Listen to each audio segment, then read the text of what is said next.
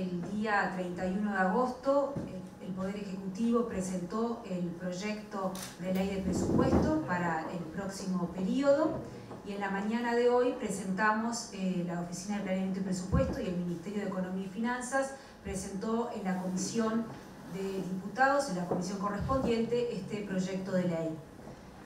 La verdad que presentamos este proyecto de ley con mucha satisfacción. Es un proyecto de ley muy completo, muy abarcativo. Es un proyecto que se realiza en circunstancias complejas para el mundo y también para el país por la situación sanitaria que estamos viviendo.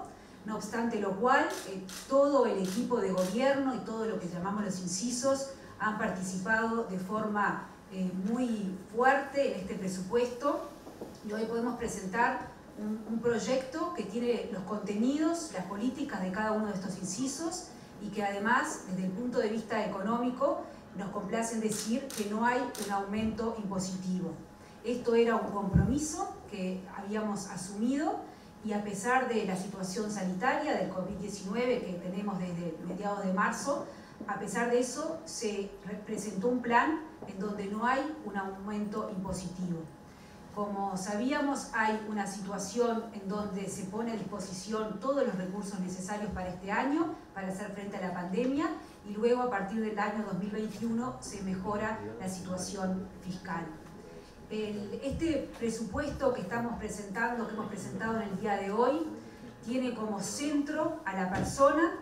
Hemos sido muy claros que dejamos de medir el presupuesto por los recursos que se destinen o a un programa o a un inciso. Lo que importa son los resultados en el alumno, en el paciente, en la persona que necesita una vivienda y no cuántos recursos va a cada uno de los incisos.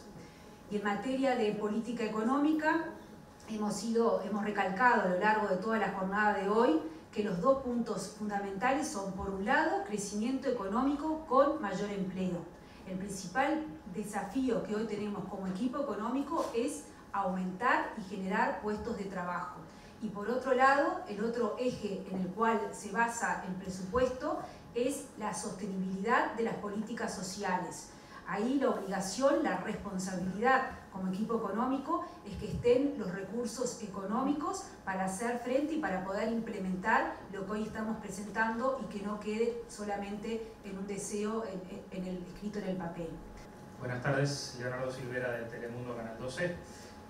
Quisiera consultarle si en comisión le hicieron algunos de los planteos que públicamente se han hecho desde la oposición en el sentido en que es un presupuesto de recortes, incluso hoy se hablaba de un Estado en retirada, se lo planteaba así en el contexto de una presentación sobre medidas para la campaña en Montevideo, pero básicamente, ¿cuál es la respuesta en ese sentido? ¿Qué fue lo que se dialogó en comisión? Gracias. Se dialogó mucho en comisión y por eso fue largo. Justamente no tenemos un Estado en retirada, lo que tenemos es un Estado muy presente, muy activo, como dije, centrado en la persona, un Estado presente en donde tiene que estar. Y en la mañana de hoy mencionábamos situaciones en donde el Estado había estado o había invertido y no tenía que haber estado, y sí ausencias del Estado, especialmente en situaciones de personas más vulnerables, ausencia de políticas sociales que estén bien diseñadas y centradas en la persona. Aquí tenemos, reitero, un Estado que está protegiendo a las personas más débiles, un Estado que está acompañando a las empresas particularmente. Ahí distinguimos, este año es una situación de pandemia en donde hay que apoyar, empujar sobre todo a las empresas más pequeñas para luego sí permitir que el crecimiento se dé a partir del año que viene. Buenas tardes, ministra. Matías da Silva de La Diaria. Quería consultarle por el artículo de la ley de presupuesto que sube el sueldo a los presidentes de las empresas públicas, si en virtud de algunas manifestaciones que ha habido de algunos legisladores de la coalición, si había disposición, digamos, para estudiar este tema, para ver si se podría sacar de la ley o no. El artículo que hace referencia al aumento de sueldos de los presidentes de los entes, que ha sido muy debatido, se debe contextualizar en una ley de presupuesto que lo que quiere es ahorrar para mejorar ese resultado fiscal y para quitarle mochilas al sector privado. En ese ahorro tenemos que entender que además de este artículo, por ejemplo, en materia de funcionarios públicos de sueldos altos, tenemos en el artículo 4 de ese proyecto de ley de presupuesto una disposición que dice que los funcionarios públicos cuyo sueldo sea más alto que el correspondiente al de ministro de Estado no van a tener aumentos o tendrán aumentos salariales tales que se equipara su sueldo con el del ministro. Por otro lado, el artículo 686, si no me falla la memoria, habla que los funcionarios de las personas públicas no estatales no pueden tener una remuneración mayor a la correspondiente a un subsecretario.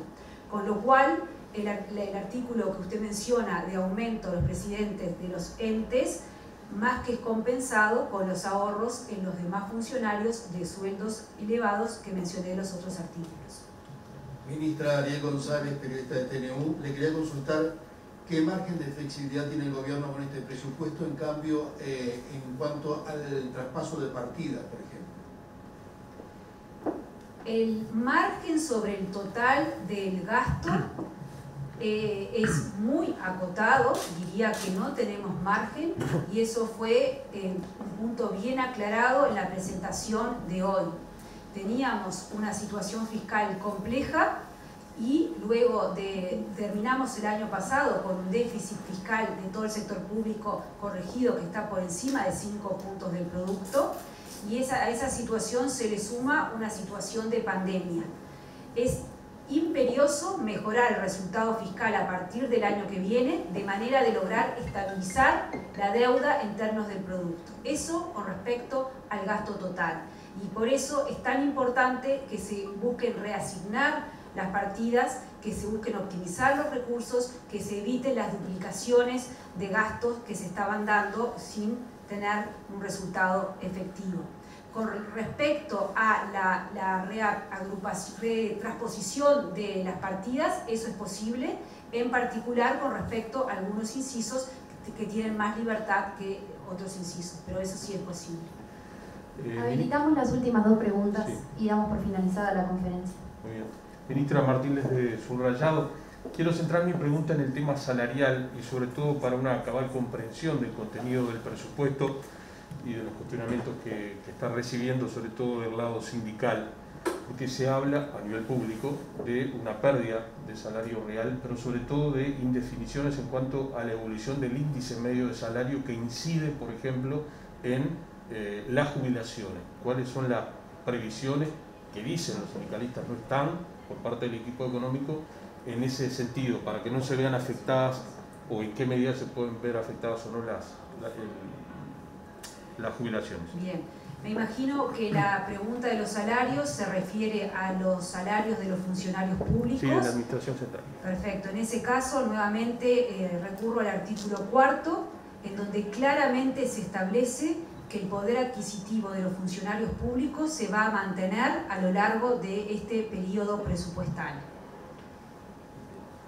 ¿El índice medio de salarios qué evolución tiene? Perdón, no, y la otra parte de la pregunta es que los detalles de cuál va a ser la situación en cada uno de los años es algo que se está dialogando con los funcionarios públicos.